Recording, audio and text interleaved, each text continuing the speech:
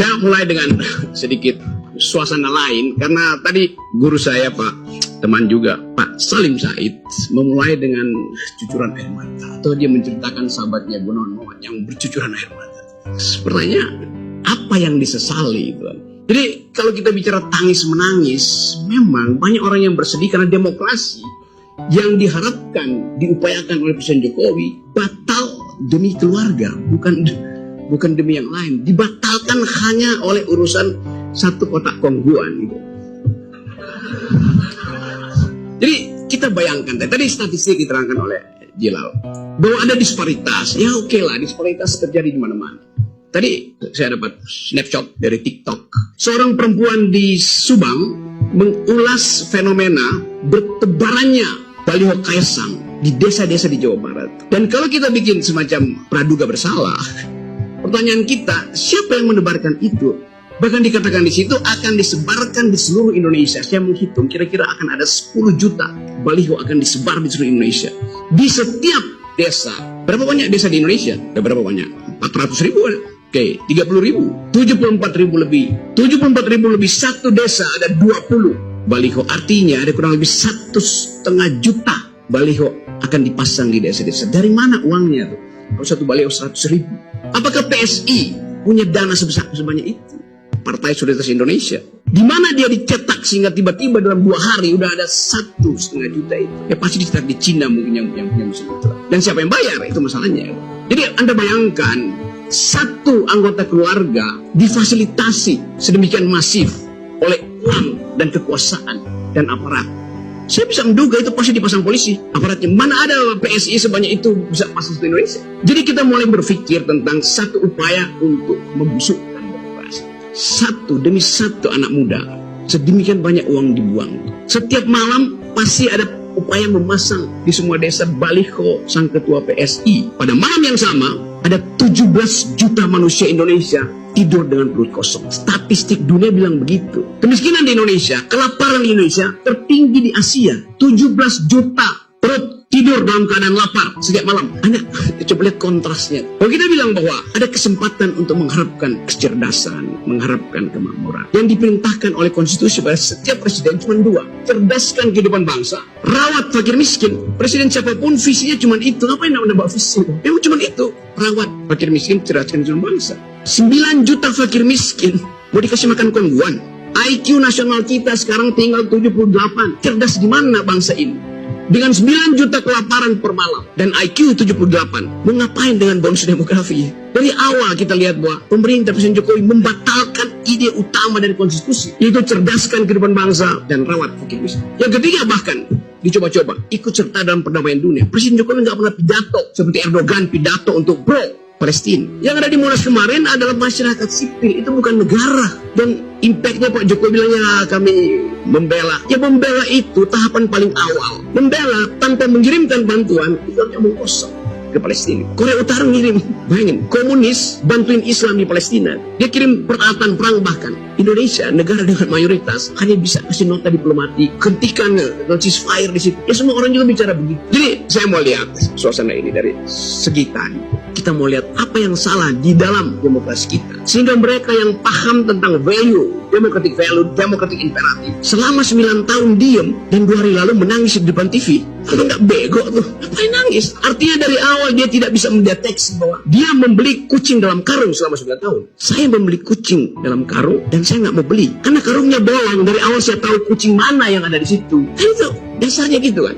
Jadi apa yang kita sebut sekarang sebagai upaya untuk menghasilkan dignity, martabat sebagai bangsa, nggak ada satu fasilitas pun di dalam olah pikir kita yang memungkinkan kita percaya bahwa akan ada dignity pasca Jokowi pasca Jokowi di impeach. Kita mesti membayangkan satu radical break hanya mungkin terjadi kalau prosedur demokrasi dibatalkan total. Karena itu prosedur demokrasi sekarang ada peralatan Jokowi untuk memperpanjang dinastinya. Itu prosedurnya, pakai semua aparat. Jadi kita batalkan dulu prosedur yang dibuat oleh Jokowi, baru Anies bisa menerobos halangan itu. Prabowo bisa lega bahwa dia masuk sebetulnya dalam koridor yang sudah dibersihkan. Baru Ganjar juga bisa berpikir, oh iya saya bukan jadi petugasnya partai. Kan itu dasarnya. Jadi kalau kita mau berpikir radikal tentang demokrasi hari ini, tidak ada hal yang lebih patetik, patologis ketimbang apa yang diperbuat oleh Jokowi di Mahkamah Konstitusi. Karena itu kita menginginkan, dan saya kira harus terjadi satu ucapan yang masuk akal dari Pak Jimli Asidik. Dari forum ini saya minta Pak Jimli Asidik, Anda asidik bukan as. Itu kita niatkan itu karena soal ada keraguan-raguan pada Pak Jimli itu. Dengan mengirim sinyal, ucapkan aja bahwa saya akan melakukan keputusan yang bersifat radical break. Itu dasarnya, baru kita percaya bahwa dimungkinkan kemuliaan tumbuh lagi. Jimli Asidik bilang bahwa ini republik rasa kerajaan, kita tunggu konsekuensinya. Kalau dia bikin keputusan yang moderat, itu artinya dia bagian dari pengetahuan kerajaan. Yes, logikanya begitu. Bicara untuk nyenang-nyenangkan aja. Tapi kita percaya bahwa Jimli Asidik didesain oleh alam semesta untuk jadi messenger, the new kind of democracy. Tolong viralkan ucapan saya sudah sampai pada Jimli. Dari Australia saya masih hubungan dengan dia. Saya bilang, Anda diminta untuk jadi seorang etikus, bukan sekedar seorang teoretikus dalam kebijakan negara. Dan itu yang kita inginkan. Rakyat ini menunggu seorang etikus menumbuhkan kembali harapan. Kesempatan itu ada. Karena apapun argumennya, keputusan Mahkamah Konstitusi bilang bahwa yang boleh jadi presiden adalah berumur 40 tahun atau pernah menjabat sebagai kepala daerah. Memang tugas kepala daerah jadi wali kota Solo itu serumit apa? Setiap malam saudara Gibran bisa telepon semua konglomerat situ untuk bikin proyek. Dia bisa telepon semua BUMN. Erick Thohir setiap minggu bolak-balik ke situ. Gak ada susahnya jadi wali kota Solo. Tetapi kenapa itu diistimewakan pada dia? Lebih sulit jadi rektor Pramadina daripada jadi wali kota Solo. Yes, rektor itu mesti mengasuh pikiran generasi ke depan. Hanya itu. Jadi bayangkan misalnya, kalau Didi Rahbini diusulkan oleh mahasiswa Pramadina dengan menjudicial review 40 tahun itu dan mengatakan bahwa Didi Rahbini punya pengalaman memimpin Pramadina, punya pengalaman memimpin LP3S, punya pengalaman memimpin Indef, punya pengalaman memimpin keluarganya. Seluruh fasilitas itu dibandingkan dengan kemampuan Gibran memimpin. Surplusnya ada pada Didi. Kan itu dasarnya kan. Kalau begitu semua rektor berhak untuk jadi calon. Sekarang kita bikin proposal judicial review baru. Mau nggak MK terima? Kami meminta supaya dengan argumen yang sama, setiap pemimpin universitas berhak menjadi calon presiden. Masih ada waktu 2 hari buat duel argumen. Itu yang saya maksud. Kita mau uji habis-habisan. Jadi kalau Mahkamah Konstitusi bilang ya ini kan nggak ada, itu dari awal algoritmanya diarahkan pada Gibran seorang. Sekarang kita mulai mengerti bahwa ada Gibran di situ, ada Kaisang di PSI. Dulu saya orang pertama yang memberi ceramah di PSI tentang apa yang namanya solidaritas. Diminta oleh Grace Natali. Di samping saya ada si Raja Antoni yang sekarang nggak lagi raja, dia jadi penunggang kuda. Minta menerangkan apa itu the very idea of solidarity. Suara rakyat adalah hukum tertinggi. Jadi kita paham sejarah intelektual dari demokrasi. Tanya pada Kaisang, paham nggak dia sejarah itu? Dia akan bilang, saya paham. Siapa yang buatmu paham? Bapakku. Apa paham bapakmu? Dia nggak tahu. Jadi diturunkanlah kedunguan itu.